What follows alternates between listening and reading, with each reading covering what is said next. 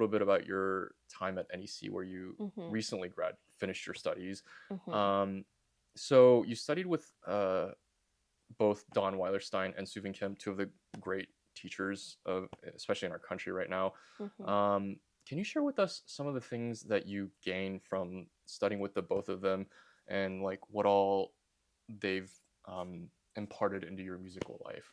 Yeah, I mean, I think I really became so much more of the violinist I am today after going to NEC. I think I had a lot of identity as a musician when Mm, I was at CIM, sure. um, but I think I didn't ever really fully unpack how to play violin Mm, yet. I think yeah, it was really like a maturity thing. sure. I think everyone who you're around and who's educating you also of course plays a part in that, but at Yeah. NEC, both the surroundings and my teachers really gave me the opportunity to like just dive in fully. And so it Mm, was 2019 fall when I yeah. went to NEC, Hmm. so by that spring already it was COVID Yeah. and things went somewhat online for the rest of that semester, All but right. NEC was really lucky to be back in person at least for lessons and chamber music by the fall. So it was Okay. like as little interruption as you could Yeah. imagine, Right. despite it being COVID, Yeah. Yeah. which was really lucky. But I think the nice thing was Soovin Kim, my Mm, teacher, mhm. or one of my teachers, was around a lot more, I think, because of COVID. I mean, Mm. Suvin's one of like the busiest people I know, and I think he gives so much everywhere he is. But I Yeah. think it meant a lot to have the in person time Yeah. with him at Yeah. that point. But yeah, both he and Don. I mean, Suvin studied with Don Yeah. back at CIM when he was in That's his right. late teens, That's right. early 20s. Mhm. And he also studied with Mr. Laredo Mm. at Curtis. Okay. So there's actually just a lot of lineage Yeah. teacher wise there. Yeah. And Mr. Wallerstein and Mr. Laredo went to Meadowmount together back in the Oh. days. Mr. Laredo told me this hilarious story. Mm. I think Mr. Glamian, like when Mr. Glamian ran Meadowmount, Mhm. he and Mrs. Glamian put a lot of thought into whose rooms would be next to who, like who would Mm. inspire who for Yeah. practicing. Yeah. And I think Mr. Laredo was known to perhaps practice less than Mr. Wallerstein. So they put Mr. Wallerstein and Mr. Laredo next to each other. And Mr. Laredo told me, like, I still remember him driving me absolutely crazy with his Beethoven Oh concerto. my Like god. every rhythm Mm. imaginable, he was Mm. just going through every Yeah. Yeah. cycle. Yeah. But it was really nice to like continue in that Galamian tradition, especially with Mr. Wallerstein, because Mm. he studied with Galamian at Juilliard, Right. and he'd sometimes bring him up in like studio class or lessons. But I like to contrast Suvin and Don by saying Suvin is very thoughtful and Don is very mindful.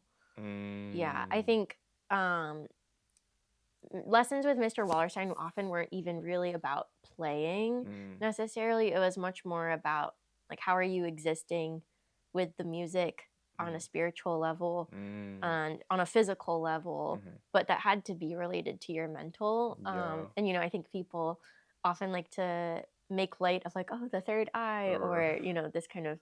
He often uses language that might seem a little bit lofty or just like hard, a little abstract. I'm sorry. Yeah. Yeah. Yeah.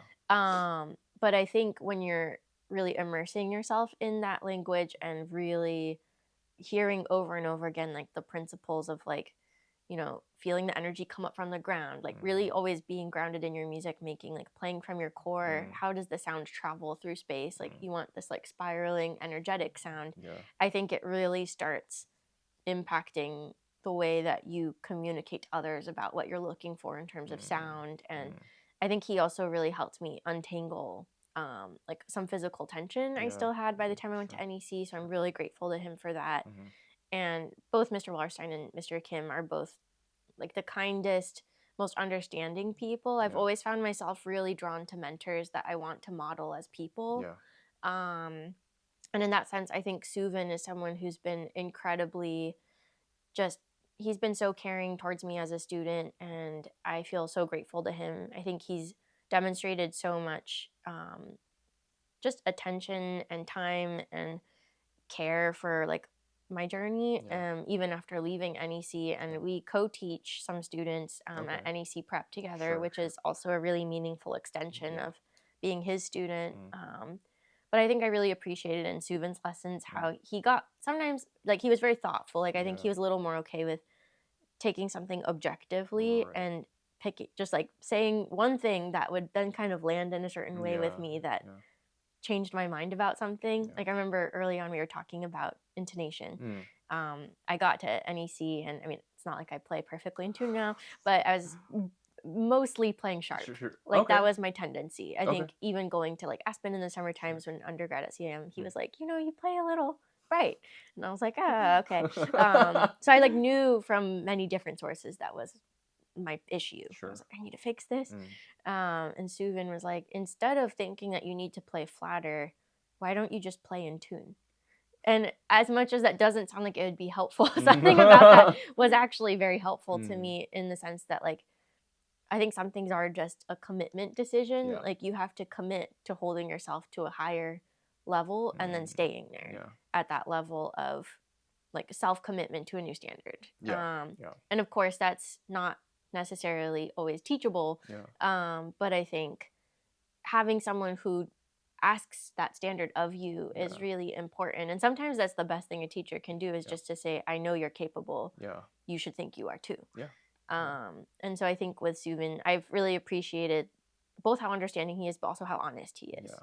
as a teacher. Yeah. And yeah, Mr. Laredo as a teacher, he was just full of wanting to give you confidence in your own decisions while making sure what you're deciding is convincing. Yeah. But I really always appreciated that about him. Yeah. Yeah. Something you mentioned early on was just, you understood that you did a lot of growing up when you got to NEC. And I think that's something that people kind of lose track of because, as musicians, we think so much about just the music and just the technical aspect of things. But a lot of our music is developed as we develop as people. And Mm-hmm. so, and I've even heard people that weren't musicians that observed performances say, like, oh, like I can really tell how a person, like what kind of a person someone is by just how they perform. And I think that really Mm-hmm. does ring true in many ways where like we bear ourselves on stage and like it's not just the music, it's who we are as people that we share on stage. So Most definitely. yeah. I think that's the hard thing is when you're putting yourself in the state to be vulnerable in Yeah. sharing, how do you remain like emotionally open Yeah. while still trying to execute at the Yeah. highest possible level? Yeah. And that takes like a very fine-tuned like sculpting Yeah. of both where you're soft, emotionally, and where you're really confident and like unwavering about certain things because it needs to happen a certain way in the moment, no matter what you're trying to convey. Yeah. Yeah. Yeah, it's crazy what Mm. we do. I Yeah. think sometimes I think as I get older, Yeah. I realize how much I take music for granted. Mm. Or I have because I just grew up around it. Sure. I was never really in a situation where I didn't hear music. Yeah. If anything, silence is more jarring to me. Yeah.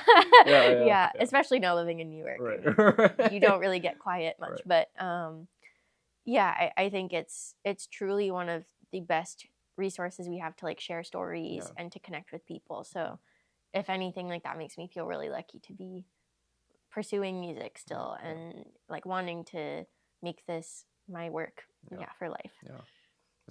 It's your life. It's not even, Mhm. it's beyond work at this point. Mhm. So yeah. Yeah.